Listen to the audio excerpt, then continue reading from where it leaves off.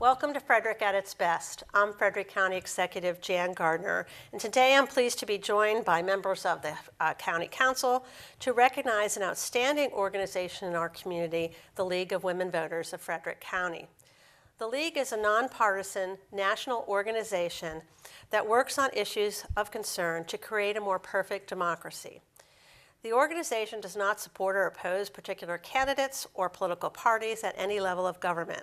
And despite their name, there are men who are members of the League of Women Voters and have been since the 70s. When Frederick County first moved to its new form of government, charter government, back in 2014, one of the issues residents had raised concern about was the need to restore trust in county government. Strengthening our ethics laws in Frederick County was job number one for me and for certain members of the County Council as well. And it was something I promised that I would do when and if I became elected as county executive. In 2015, an ethics task force was appointed to review the Frederick County Ethics Ordinance and to make recommendations to strengthen both the county and state provisions of the ethics law. The League of Women Voters of Frederick County testified before the task force on several occasions and again before the County Council before local legislation was adopted. They also helped to negotiate a compromise when a state bill to strengthen Frederick County's ethics laws had stalled in Annapolis, and that ultimately helped to allow that bill to become legislation. I'm proud to say that Frederick County now has some of the strongest ethics laws in the state of Maryland. And one of the legislative changes we've made locally, which is unique to Frederick County, was to create a truly independent Ethics Commission appointment process. The League of Women Voters of Frederick County took on a leadership role in making this happen. Their members researched best practices and recommended a new process to appoint members to the Ethics Commission that would certainly keep politics out of the process. The county agreed to try this process as a pilot program, and it was later implemented and codified in county law. Under the new process, the League of Women Voters created an independent nominating committee. The nominating committee reviews all the applicants for the Ethics Commission, and it is this group, not any elected official, who makes the recommendation for appointment. Applications are received and reviewed without any influence of a county government or elected officials. Now, under the process, the county executive can only appoint applicants who have been recommended by the nominating committee. This way, neither the county executive or the county council is involved in choosing nominees to a commission that could ultimately investigate them if such an event would or complaint would be filed. The League of Women Voters of Frederick County was recognized this month with the Madeline Nauman Achievement Award for their work on ethics reform. The award is given every 2 years to a local chapter by the League's national capital area to recognize outstanding achievement, and it really is an outstanding achievement. I certainly agree that the League's work has been outstanding, and I want to recognize new co-presidents, it says Nancy Norris, I think it means to say Linda Norris, and we know somebody named Nancy, and Carrie Burson, outgoing co-presidents Betty Mayfield and Sarah Matthews. And all the League members are to be commended for the work they do. I especially want to thank the past president, Melanie Cox, as well as Mary Ellen Roderick and Linda Norris-Walt for their leadership on ethics reform. Linda led the Ethics Task Force. She chaired that task force that I set up back in 2015. And Mary Ellen and Melanie were frequently testifying before the County Council about the need for this new nominating process. So I'm going to pass the microphone over to County Council President MC Keegan Eyre and ask her to read a proclamation to recognize their efforts, and then we will make sure we introduce everyone who's here and let them say a few words. So I'm going to actually step away. I got this. Okay.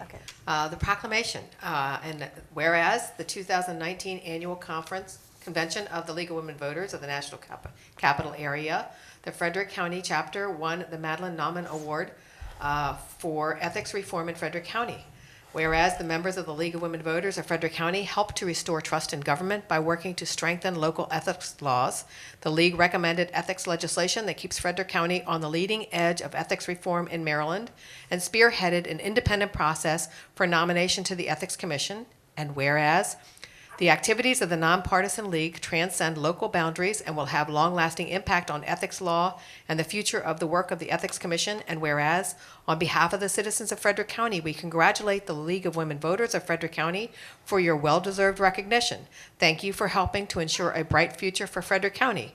Now, therefore, as the County Executive of Frederick County, Maryland, and the President of the Council, we do hereby proclaim May 19th as the League of Women Voters of Frederick County Day, and do commend this observation to all of our citizens. Signed, Jan Gardner, County Executive of Frederick County, and President MC Keegan-Air.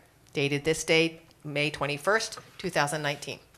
You want to make any other comments? I think I've said enough. Thank you very much. I will just pass it down and let the League people speak. Okay, we'll let Linda start. Well, I won't be long, but I will just say thank you to County Executive Gardner for giving this task to the League and to the task force. And also the real winners in this are the citizens of Frederick County. Absolutely. If you'll introduce yourself as you go down, I'd appreciate that. My name is Jim Filson. I am a director on the board. I guess one thing I would like to say, I am continually amazed by this group of women, what they have done, the depth of their dedication, and what they're going to do.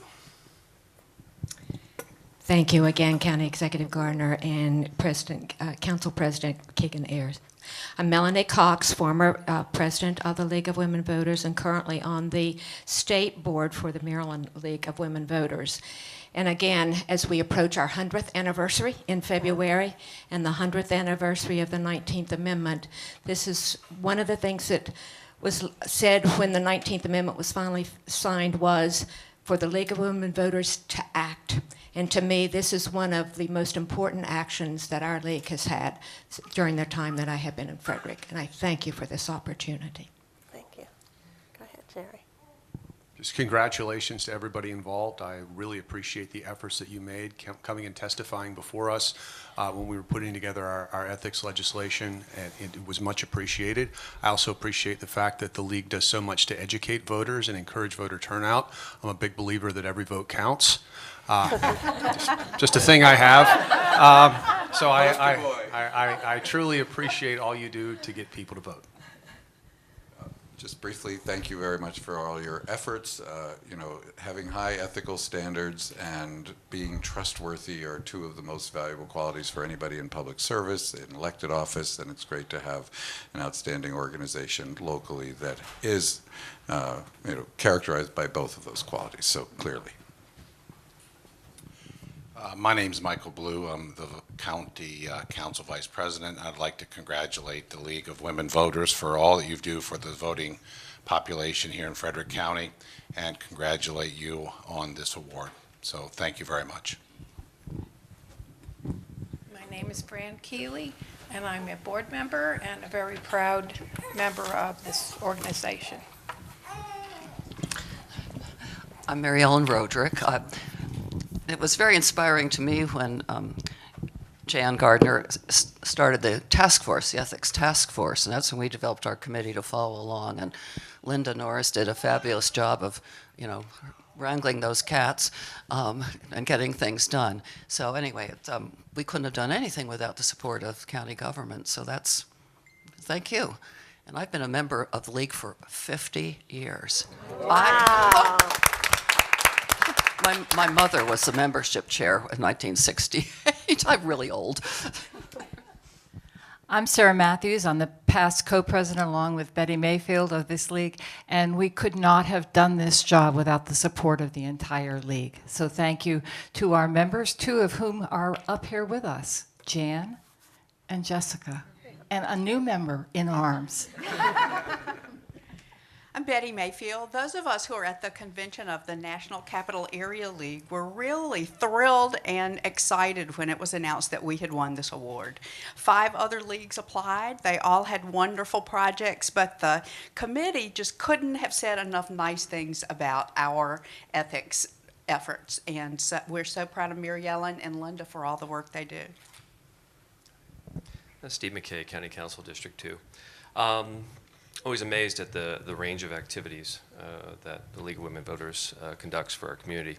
But there's two areas of particular note for me and particular interest, and that's your work and study and advocacy for improving the way we use the Development Rights and Responsibilities Agreement, something that's a topic for tonight's meeting, as well as your, all of your hard work for strengthening our ethics legislation. Those are two areas that I followed very closely.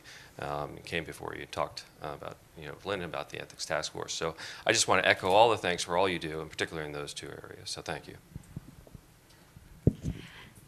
Jessica Fitzwater, County Council District 4, and I'll just echo what everyone said to thank you all for your involvement in our community on these particular issues that we've been discussing, but also just, as Councilmember Donald said, just encouraging people to register to vote, to turn out to vote, making sure that our citizens are educated on the local issues that really impact them. It's so easy to be distracted by what's always happening at the national level, and I really appreciate your efforts to make sure that our local residents know what's going on in their own backyards, and really helping to make sure that everyone's educated. And I'm very proud that we have such strong ethics laws here in Frederick County, and that we can be an example to other counties. So thank you. And Jane agrees with me, apparently. And so I'll wrap it up by saying thank you and congratulations to the League of Women Voters. I think it's wonderful that you've been acknowledged with this prestigious and well-deserved award. Certainly, citizens have a right to trust their government, to know that they're making decisions in the best interest of the public. And you've really helped us to provide that sense of confidence to the public that that is what is happening here in local government. I have always appreciated how the League does its research and really provides well thought out input on a lot of legislative issues.